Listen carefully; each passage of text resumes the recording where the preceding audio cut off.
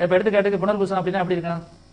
மூங்கிலுடைய வளர்ச்சிகள்லாம் எப்படி இருக்கும்? மூங்கிலுடைய வளர்ச்சி எப்படி இருக்கும்? ஆரம்ப காலத்துல அது செடியவே காணாம சொல்லி தேடுவாங்க. அந்த விதை எங்கடா இருக்கு, அது அதோட போட்ட விதையெல்லாம் நடுத்து மரமா வந்துடும்.